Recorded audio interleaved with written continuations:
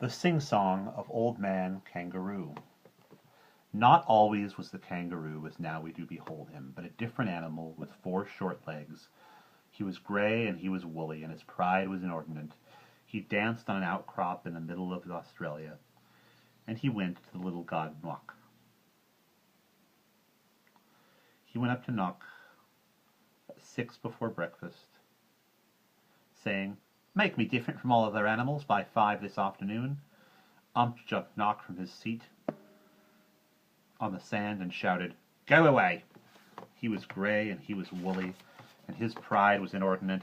He danced on a rock ledge in the middle of Australia, and he went to the middle god, Nakwing.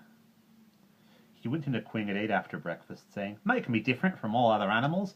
Make me also wonderfully popular by 5 this afternoon." Up jumped Nakwing from his burrow in the spinifex and shouted, "Go away!"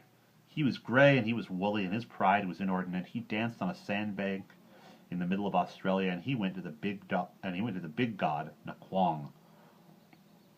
He went to Nakwong at 10 before dinner time, saying, "Make me different from all other animals. Make me popular and wonderfully run after by 5 this afternoon." Up jumped Nakwong from his bath in the salt pan and shouted, "Yes, I will!" Nakwong called Dingo, Yellow Dog Dingo, always hungry, dusty in the sunshine, and showed him Kangaroo. Nakwong said, "Dingo, wake up, Dingo! Do you see that gentleman dancing on the ash pit?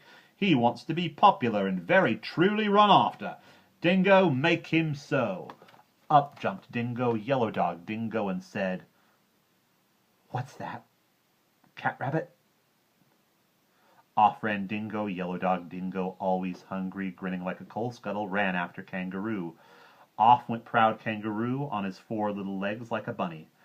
This, O best beloved of mine, ends the first part of the tale. He ran through the desert, he ran through the mountains, he ran through the salt pans, he ran through the reed banks, he ran through the blue gums, he ran through the spinifex, he ran till his front legs ached. He had to. Still ran Dingo, Yellow Dog Dingo, always hungry, grinning like a rat trap, never getting nearer, never getting farther, ran after Kangaroo. He had to. Still ran Kangaroo, Old Man Kangaroo. He ran through the ti trees, he ran through the mulga, he ran through the long grass, he ran through the short grass, he ran through the tropics of Capricorn and Cancer, he ran till his hind legs ached. He had to. Still ran Dingo, Yellow Dog Dingo, hungrier and hungrier, grinning like a horse collar, never getting nearer, never getting farther, and they came to the Wollongong River. Now, there wasn't any bridge, and there wasn't any ferry boat, and Kangaroo didn't know how to get over, so he stood on his legs, and he hopped. He had to. He hopped through the flinders, he hopped through the cinders, he hopped through the deserts in the middle of Australia, he hopped like a kangaroo. First he hopped 1 yard, then he hopped 3 yards, then he hopped 5 yards. His legs growing stronger, his legs growing longer, he hadn't any time for rest or refreshment, and he wanted them very much. Still ran Dingo, Yellow Dog Dingo, very much bewildered, very much hungry, and wondering what in the world or out of it made Old Man Kangaroo hop. For he hopped like a cricket, like a pea in a saucepan, or a new rubber ball on a nursery floor. He had to. He tucked up his front legs, he hopped on his hind legs, he stuck out his tail for a balance weight behind him, and he hopped through the Darling Downs. He had to. Still ran Dingo, Tired Dog Dingo, hungrier and hungrier, very much bewildered, and wondering when in the world or out of it would Old Man Kangaroo stop. Then came Nakwong from his bath in the salt pans and said, "It's 5 o'clock."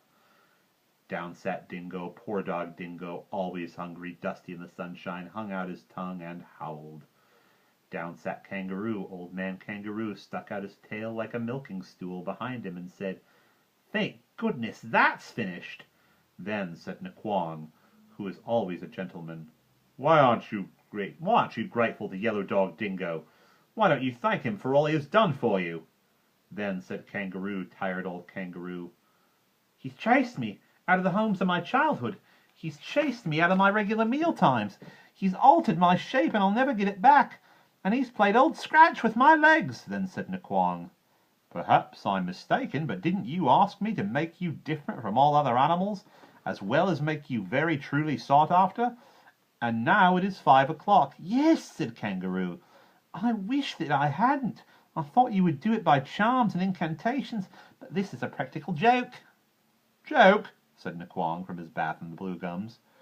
Say that again and I'll whistle up Dingo and run your hind legs off. No, said Kangaroo, I must apologise. Legs are legs. You needn't alter 'em so far as I'm concerned. I only meant to explain to your lordliness that I've had nothing to eat since morning, and I'm very empty indeed. Yes, said Dingo, Yellow Dog Dingo. I'm in just the same situation. I've made him different from all other animals. But what may I have for my tea? Then Naquang got out from his bath in the salt pan. Come and ask me about it tomorrow. Come and ask me about it tomorrow, because I'm going to wash. So they were left in the middle of Australia, Old Man Kangaroo and Yellow Dog Dingo. They each said, That's your fault.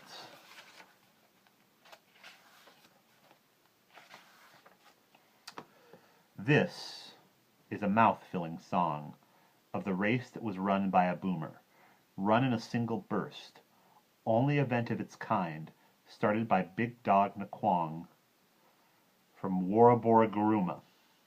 Old Man Kangaroo first, Yellow Dog Dingo behind. Kangaroo bounded away, his back legs working like pistons. Bounded from morning till dark, 25 feet to a bound. Yellow Dog Dingo lay, like a yellow cloud in the distance, much too busy to bark. My, but they covered the ground.